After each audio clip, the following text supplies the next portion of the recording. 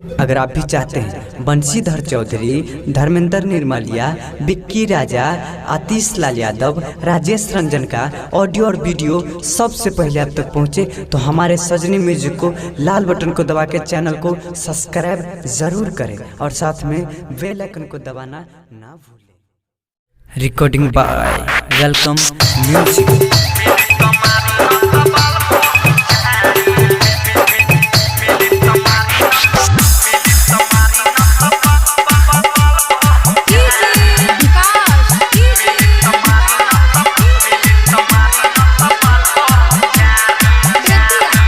Music की शानदार प्रस्तुति।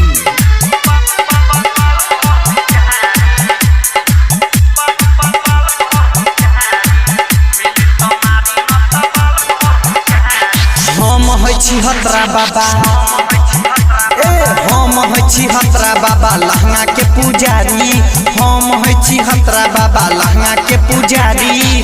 मिली तमारी न तो बाल बर हम चारी, मिली तमारी न तो बाल बर हम चारी। जेने देखी सुंदर कन्या ओने आँख मारी, जेने देखी सुंदर छौरी ओने आँख मारी। मिली तमारी न तो बाल बर हम चारी, मिली तमारी न तो बाल बर हम चारी, मिली तमारी न तो बाल बर हम चारी।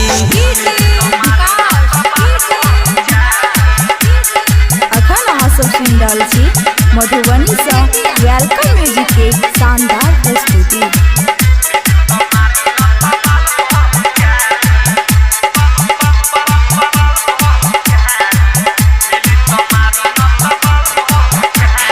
जादू मंत्र रोज चलाई रोजे करी ऐठी, शाम सवेरे भोग लगाई जे हमरा लम बैठी। ए बच्चा जादू मंत्र रोज चलाई रोजे करी ऐठी, शाम सवेरे भोग लगाई जे हमरा लम बैठी। सबके दुख रेनी हम, सबके दुख रेनी हम जाके पारा पारी, सबके दुख रेनी हम जाके पारा पारी। मिली तमारी न तो बाल बर हम चारी, मिली तमारी न तो बाल बर हम चारी।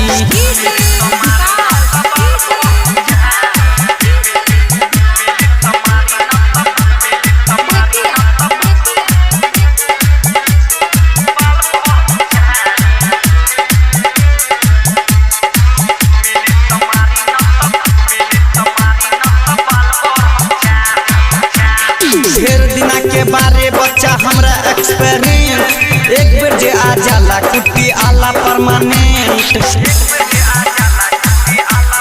रे बच्चा ढेर दिन के बारे बच्चा हमरा एक्सपीरियंस, एक बेर जे आ जाला कुट्टी आला परमानेंट।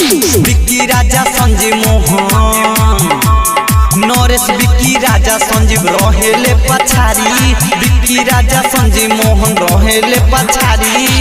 मिली तमारी न तो बाल बर हम चारी, मिली तमारी न तो बाल बर हम चारी। जेने देखी सुंदर कन्या ओने आँख मारी, जेने देखी सुंदर छौरी ओने आँख मारी। मिली तमारी न तो बाल बर हम चारी, मिली तमारी न तो बाल बर हम चारी। एह बबुआ।